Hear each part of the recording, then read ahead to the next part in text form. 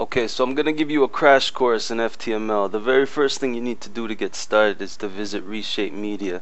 Now there's one of two ways you can do that. You can either visit Google and simply search Reshape Media. It should be the first thing that pops up.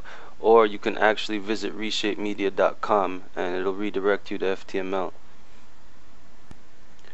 To use flashtext right away, we recommend you read our Getting Started guide. Our guide will cover all the basic requirements for installing and running flashtext on your local host as well as your web host.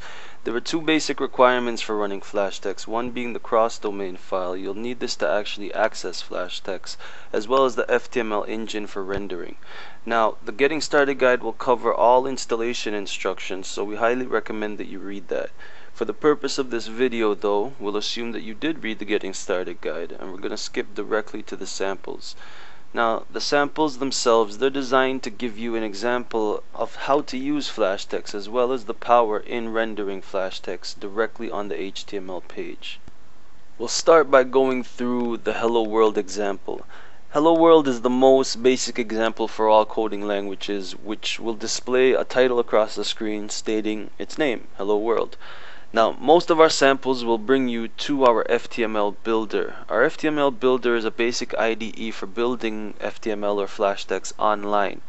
We do have a guide that will show you how to use our builder, so we're not going to go through that process right now. Now, off the bat, you'll notice that FTML looks very much like MXML, and it is an XML derived language, so it is very strong typed as well as strict in its markup. You're required to have a namespace before an object, an open node, and also a closing node. Now, these are XML restrictions. This has nothing to do with FTML itself, it's just for proper rendering. Now, you'll notice right here our object itself is a label, and we've basically told it to have text saying hello world. We've given it a size and we've given it some positioning. So let's just take a look to see how that renders. Great, it does exactly what it's supposed to do. It shows you hello world across the screen. So let's go back and take a look at the code. Our builder itself is intuitive, whereas whatever you type will be compiled and rendered directly on the screen. Now, the builder is similar to MXML, be it that it has code hinting, so you can just begin to type an object or use Control and Spacebar if you've made a mistake, and you'll see a listing of the object that you wish to use. Now, we're just going to basically add some labels inside a VBox.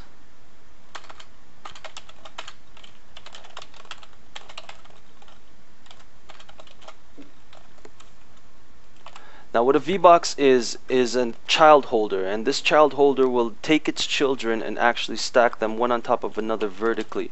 So the children that we have inside the VBox are labels. Now, these labels, what we're going to do is just basically change the name so we can see the difference as to where its stacking position is.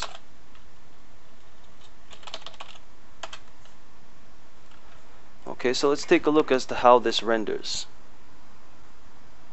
So you'll notice off the bat it looks like we've made an error here, but it's not really an error. It's actually doing exactly what we've told it to.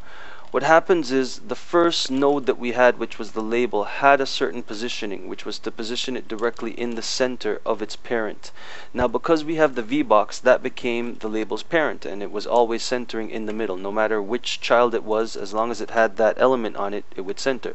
So let's apply that now to the VBox and see how that changes. And there we go. Now it looks exactly like we think it should, with it stacking the children one on top of another. So that just goes to show how powerful FTML is. Now, this is a very lightweight and fast compiling engine. You'll note how quickly it does compile the code with changes that we make.